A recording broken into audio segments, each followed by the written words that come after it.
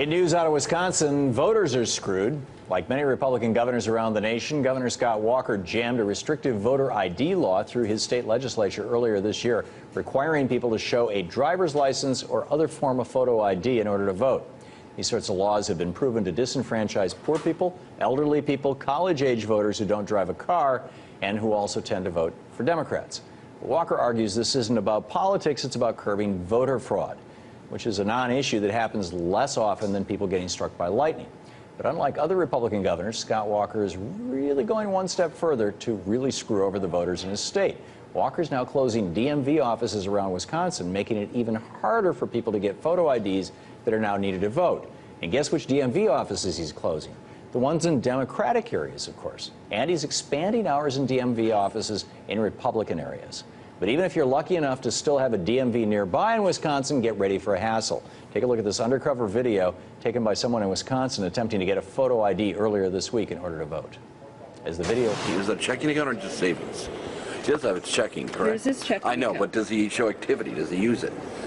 We need to show activity, not just a balance. As the video shows, you have to give up your bank records. After they've looked over your banking transactions, then you have to pay $30 to get the ID. That is, unless you know to say that you need it just for voting. In that case, it's free, but don't expect the DMV to let you in on this little secret. Well, would you ask them? Would you say, is this for voting or for... If they check the box. So, it's, one of them where they shouldn't even really be doing any of it, but it's just one of them where, they wanted to make this law and now it's going to affect a lot of people. So if it's for voting, we do it for free, but if not, we don't know that they're going to use it for voting. Why don't you have that as a... I would like to ask your supervisor, why don't you ask people, is this for voting? Is this ID for voting or is it for something else? They put it on here and that satisfies the state statute, so, I can't really answer that question. So is this the way democracy should work in America? Jump through hoops first at the DMV? Or are we seeing voter disenfranchisement at its finest in Scott Walker's Wisconsin? Here to offer his take on the issue is Horace Cooper, member of the conservative Project 21 Black Leadership Network, legal commentator, and an adjunct fellow with the National Center for Public Policy Research. Horace, welcome. Thanks for having me on again. Thank you for joining us. From the conservative point of view, aren't you horrified by this? What I'm kind of horrified is the idea that government bureaucracies like the DMV and like the post office, which function in an incompetent way, are somehow walking hand in glove with a scheme to disenfranchise Democrat voters. I think that's laughable on its face.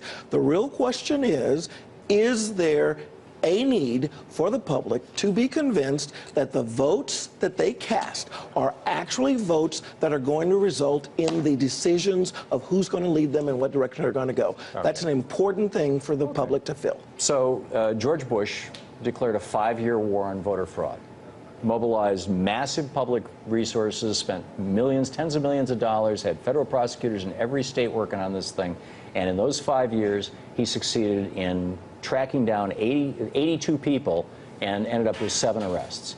Allocations of double voting. This is from the Brennan Center for Justice, Truth About Voter Fraud. They did this 20-year analysis. The headline said, more double voting tied to 04 elections, double voting being investigated.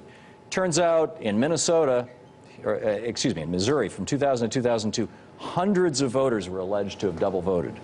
But after they actually investigated it, 4 cases. 4 cases in the entire state. In New Jersey, the allegation was 4,397 people double voted. Turned out it was 1 when they find out. In New York, they were alleging alleging thousands of voters. It turns out that there were 2. I mean, this is in Wisconsin in 2004. Dozens of votes were alleged to have voted twice. No, 0. When they finally tracked it down. Dead voters in New Jersey. The headline was, among voters in New Jersey, GOP says dead people.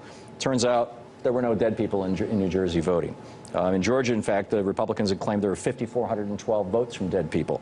Turned out it was 0. My turn yet? I can go on and on. I got page after page of this. Do you have any evidence? Scott Walker is going to knock tens of thousands of people off the voting rolls in Wisconsin. Is that worth saving the 4 or 5 fraudulent votes that have been prosecuted in that state over the last 20 years?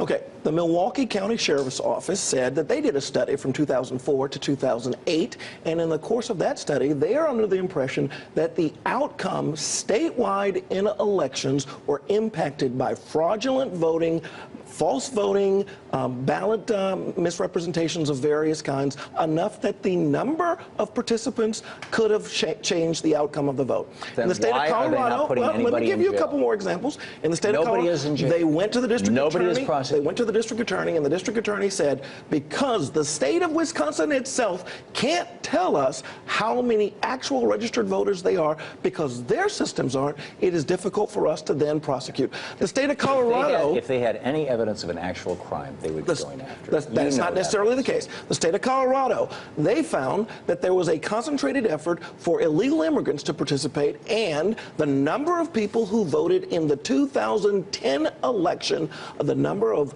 non-eligible illegal immigrants was greater than the margin of victory in the United States Senate race. Nikki Haley in South Carolina just bumped 178,000 voters off the polls by this voter ID law. It's 178,000 people in South Carolina who are too poor to own a car, don't have a driver's license, multi-generationally have never applied for a passport because they don't travel. Mostly poor people, mostly urban people, a lot of black people, and 178,000. That's Nikki Haley's number.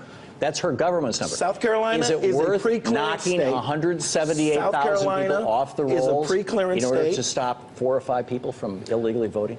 South Carolina is a pre-clearance state, and that requires the Justice Department, which presently is run by Mr. Obama, to make sure that any changes that are going to go into effect will actually not restrict the ability of people to vote. Now, there are a lot of these claims that are tossed up, but it turns out, and the Supreme Court has championed this notion, that a voter identification is a form of voter integrity that ensures that voters understand that they are actually getting to choose who is going to make decisions for them. And you know how Supreme Court former Chief Justice Rehnquist made his Republican chops in Arizona when he was climbing up. Chief Justice Rehnquist is not sitting on the Supreme Court, but what we will see is what is the posture of the Department of Justice when it comes to analyzing these kinds of issues. Now, I am very, very confident that the Department of Justice is going to clear these states. There are a number of them that are subject to preclearance. Yeah, and it's tragic that all these people are being thrown off the polls. Horace, thanks for dropping by. Thanks for having me on again. Good having you with. Despite